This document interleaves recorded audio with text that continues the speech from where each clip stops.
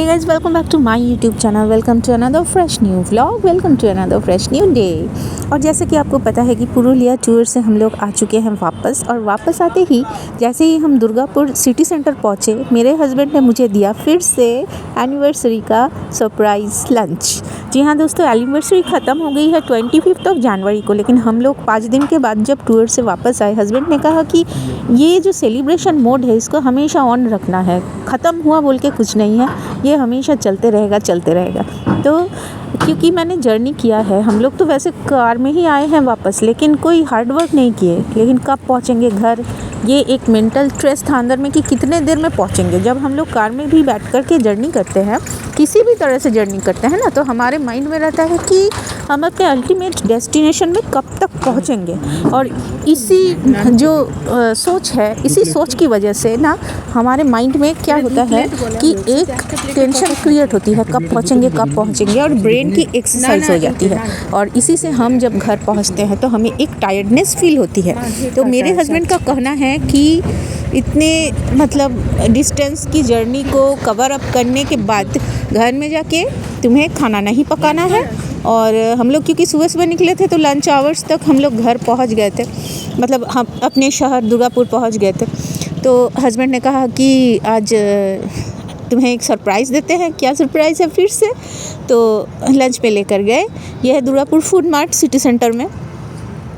और इस तरह से अगर सारे हस्बैंड वाइफ को सिर्फ लग्जरी ही नहीं, लग्जरी तो हस्बैंड की रिस्पॉन्सिबिलिटी है, अच्छी कार, अच्छी शॉपिंग, अच्छे घर देना, लेकिन इसके अलावा भी कुछ चीज़ें सेंटिमेंटल होती है। वाइफ कब का टायर्ड है, कब उसको काम करने से रोकना है, कब उसको काम करने देना है, कब उसके साथ किस तरह से बिहेवियर करना है, ये सब छोटी छोटी बातें अगर दुनिया के सारे हस्बैंड लोग समझ जाएंगे तो फिर दुनिया में ये डिवोर्स नाम की जो वर्ड है ये शायद वैनिश हो जाएगा।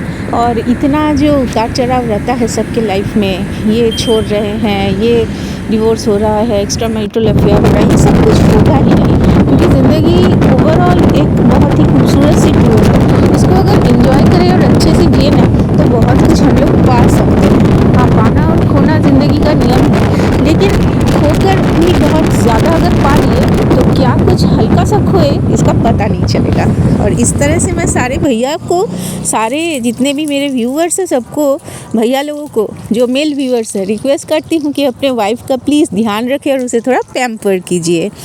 और अभी रात हो चुकी है। डिनर में फ्रिज में काफ़ी सारा हरा मटर रखा हुआ था, तो हरी मटर की जो पूरी है, बंगाली क्विज़न है, बहुत ही अच्छी बनती है। ये मटरशुटीर कचौरी को रेसिपी मैंने शेयर नहीं किया, अगर चाहिए तो पूछना। सुमन जी बहुत पसंद करते हैं, मुझे भी अच्छा ही लगता है, तो उन्होंने कहा कि चलो बनाते हैं, दोनों मिलकर बनाए खाए। और हो गई है नेक्स्ट डे मॉर्निंग। नैन्सी और फैंसी दोनों खेल रहे हैं, उस तरह से चल रही है हमारी खूबसूरत ज़िंदगी। और टूर से वापस आकर के हम लोग आ गए हैं वापस फिर से regular normal routine follow up करने के लिए रेडी।